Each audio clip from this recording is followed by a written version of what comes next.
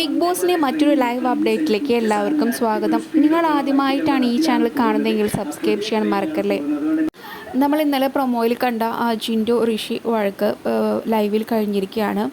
കാരണം വേറൊന്നുമല്ല, റസ്മിൻ ഇപ്പോഴത്തെ ക്യാപ്റ്റനാണ്. ക്യാപ്റ്റൻ ആയതിനു ശേഷം ഓരോ ടീംസിനെ സെലക്ട് ചെയ്തിട്ടുണ്ട്.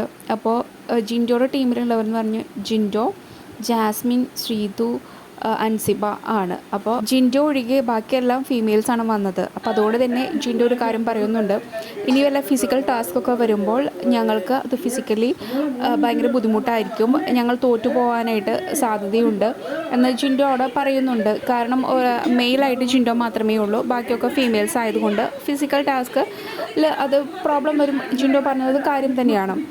ബാക്കി ടീമിലെല്ലാം മെയിൽസാണ് കൂടുതലെന്ന് ജിൻഡോ അവിടെ എടുത്തു കാട്ടുന്നുണ്ട്. പിന്നീട് ആ ഒരു ഫിസിക്കൽ ടാസ്കിനെ പറ്റി അവിടെ ചർച്ച വരുന്നുണ്ട്. ഋഷി പറയുന്നു, നിങ്ങളുടെ ഫിസിക്കൽ ടാസ്കിൽ ഒരാളെ അവരോട് മാന്യമല്ലാത്ത രീതിയിൽ പെരുമാറിയിട്ട് നിങ്ങൾ മാപ്പൊന്നും പറഞ്ഞില്ലല്ലോ എന്ന് പറയുന്നുണ്ട് ജിൻഡോയോട്. അതായത് ഋഷീനെ പിടിച്ചു വെച്ചുല്ലോ. അപ്പോൾ ആ ദേഷ്യമൊക്കെ ഋഷിയുടെ മനസ്സിലുണ്ട്.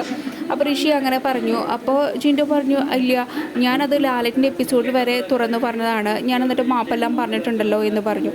പിന്നെ ജിൻഡോ വേറൊരു കാര്യം കൂടി പറയുകയാണ്. അവിടെ മുമ്പ് നടന്ന ഒരു ടാസ്കിൽ അഭിഷേക് എന്നെ അറ്റാക്ക് ചെയ്തിട്ടുണ്ട്, പക്ഷേ ആ കാര്യമൊന്നും നിങ്ങൾ ഇവിടെ എടുത്ത് പറഞ്ഞിട്ടില്ല എന്ന് പറഞ്ഞു. അപ്പോൾ ഇത് പറഞ്ഞപ്പോൾ ഋഷിക്ക് ദേഷ്യം വന്നു. ഋഷി പറയുന്നുണ്ട്, എന്തിനാണ് അഭിഷേകിൻ്റെ പേര് ഇവിടേക്ക് വലിച്ചിഴയ്ക്കുന്നത് എന്ന് ചോദിച്ചുകൊണ്ടാണ് അവിടെ ഋഷി ചൂടാവുന്നത്.